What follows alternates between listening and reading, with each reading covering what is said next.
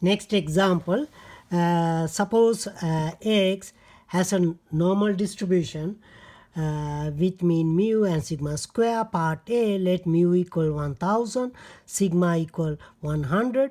Find, if the probability from A to 1200 is 0.12, find the A value. Okay, so in other words, so here A to 1200 is that. So this is a normal distribution. So pretty much we do the same way, convert into Z. So here this minus the mean divided by the standard deviation. Do the same thing here. So here, so this will turn into Z, and this minus 1000 divided by 100 is that. So from the Z, so essentially now we are dealing with the Z curve. So here from whatever this value, which is that, this value Z all the way up to 2.00, so this area got to be 0.12 on the Z curve. So what we are looking at is that, so from 2.0 here, so from the Z table, we already know that the area from 0 up to 2.0 is 0.4772. So that means that we are looking for a value here somewhere, because that area from 2.0 below up to that, from here to here, that area got to be 0.12. Okay, so in other words, area from here to here got to be 0.12. So that, so in other words, so the area from here to here is that.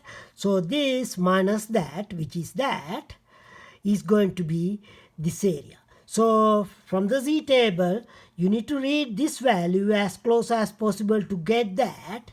So that value is going to be same as that. Okay. So in other words, so read that value from the Z table.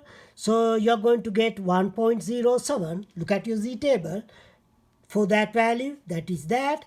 So A minus 1000 divided by 100 is going to be 1.07. So that will give you A is 1107. Okay, so that is part A. So part B, if this mu equal that and sigma equal this, probability A to that is 0.75. If this probability is that, find the A. So in other words, in between these two areas is 0.75. So what happened is that in this part, that this was small. So you already know that from here to here is 0.4772. So since this is 0.75 now, so it's going to jump onto the other side from 0. Okay, so that's the only difference actually. So eventually when you read the tables, you're going to end up with a negative value right there because of that, because that value we are looking at is going to be kind of on this side. Okay, so that's what you need to watch out actually in the second part. Okay, so you convert into Z, so this is 0.75 now. So here that, so this value sort of is going to be on this side because this is 0.4772. This one is right there. From here to here is that. So this is even bigger than that. So that therefore that is here. Okay. So here you need to look for this value. So so this is going to be 0.75 minus this. So you're looking at this. So of course you cannot read this side on the Z table, you have to look at the positive side. So you're looking at the positive side. So when you look at the positive side, you look at this value inside your Z table, which is 0.75, that's going to be 0.75, okay? So, but this is not the right value. You have to put a negative sign because of that, okay? Because we are on this side. So minus 0.75, so this minus 7.5 got to be same as that. So that's the logic, okay? So that's the argument basically. So this is minus 0.75, so cross multiply is going to be 925. All right, so the next part is part C. If the same, say that 950, find the A. So they are similar to A and B. Okay, part C is similar to A and B. Let us look into the other part, D. Let mu equal 1000 if the probability X more than 900 is 0.64, find the sigma. All right. So here this one, X more than 900 is 0.64. So find this sigma value. So the sigma is unknown now. Only the mu is given. Okay. So convert into Z. So this minus the mu divided by sigma. We don't know that. This is what we need to figure out. This. But this is Z now. Okay. So here this is going to be minus that. Minus 100 divided by sigma. So this is the Z. So from the Z table, whatever that value, more than that got to be 0.64. That means that this value, okay, this whole value has to be on the negative side of the Z curve because this is already more than 0.5. So when you get the Z table value, this got to be negative value actually, okay? But we cannot read the Z table for this side, we have to read the other side.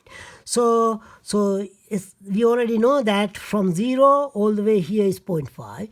Therefore, the area from here to here, that got to be 0.14, okay? Because this is 0.5 already, this part. So from the Z table, you need to look for 0.14 now, okay? So that is going to be 0.36. Read it, this value inside the Z table as close as possible.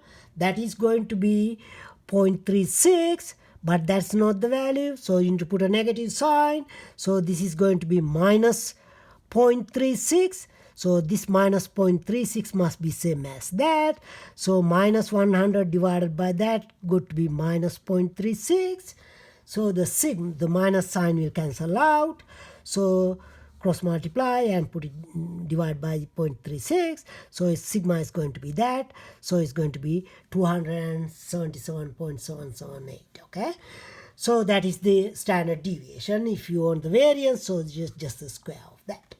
So the part E, find the 90th percentile if so in this case sigma is given, sigma is 100. If the 90th percentile is 1300, find the mu. So the 90th percentile is given, 90th percentile is 1300, which means that the probability X less than 1300 is 0.9. Okay, so that is the 90th percentile. That means that. So here the thing is that we need to figure out mu. So convert it into Z. So X minus mu divided by sigma is given. Okay, so that sigma. So do the same thing to this side. So it's going to be 0.9. So this is Z. So divided by that.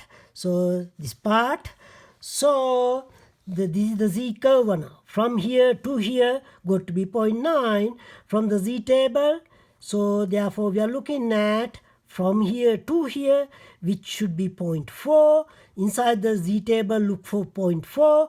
That is going to be the closest value is 1.28. It's coming from the Z table. So this value should be same as 1.28. So cross multiply to figure out the mean value. So it's going to be 1172. So the mean should be that. So you can figure out the mean or sigma like that. Okay, so that's the answer for part E. So now, so the next, this is your section 5.4, descriptive methods for assessing normality.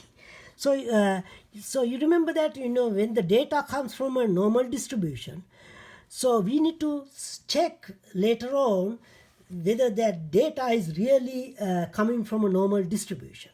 So this is another graphical method to check whether the data is coming from a normal distribution. So in general, what we use the computer for that. Okay, you don't do it by hand. Okay, but this is a graphical method. Any statistical software package have this kind of thing. So you just go in there and ask that, look for that, and then plot that thing, and then you get a graph. So here what essentially that graph is doing is that for the data, you're looking at this, the z-scores. You remember that the z-scores, the sample z-scores we looked at earlier, the value, the data value minus the x bar divided by the s value, the sample standard deviation.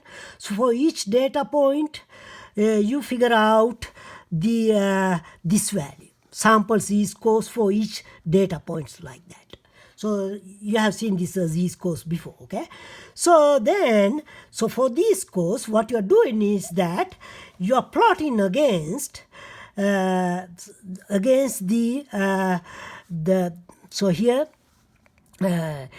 expected z-scores. So expected z-scores and observed for the each data point. So so you don't need to know the exact detail because you are not going to do that, only use the computer anyway. So that's what you are plotting this thing against that. So if the data is coming from a normal distribution, what you're supposed to get is that this graph supposed to stay on a straight line, very near that straight line. So any deviation from that straight line, so will describe basically there is some issue. So the data is not coming from a normal, and so on. Okay. So here, so even so is this I think this is a sometimes is known as a quantile plot. Anyway, so this data pretty much for whatever this data set. Actually, this is the mileage data set. You remember that we were looking at kind of this. So everything is kind of on a straight line, except there's some issue here. There's one data point, little bit of that, maybe little somewhat away, but even that is somewhat closer. So you might want to watch out that data point, whether there are several versions actually. So you can plot against the z, like this is z table z values. Okay, so this is plotting against the observed values. So if you're plotting against the z values, you can see that probably this z value is a little bit over little -3 or +3. That's what. Okay. So anyway, so this is quite a data is coming from a normal distribution, except there's a little issue here, but it's not that big issue. It's almost near that. Okay. All right. So anyway, so if you look at your, so here this one is another for another data set. So see, this is away from that. So this data is certainly not coming from a normal type distribution. It's coming from some other type of curve. Okay. So this is how you check whether the data is coming from that. See, this data set is not coming from a normal. This data set is not coming from a normal, but this data is coming from a normal type distribution. Okay. So see, this is all right, this one, and this one is not. Okay. So this is that the box plot we were dealing with, that the box plot, you remember that we will discuss this thing. So that this is another graphical method, quantile plot. But the advantage with that, we are checking exactly whether the data is coming from a normal distribution. Later on, it's an assumption. Like when you do things, we are going to assume the data is coming from a normal distribution. So this is one way to check that the data is coming from a normal distribution. In other words, for this kind of data, they are not coming from the normal distribution. Okay. So anyway, so this is about that. So we are done with this chapter. So we are going to go to the next chapter next. Okay. All right.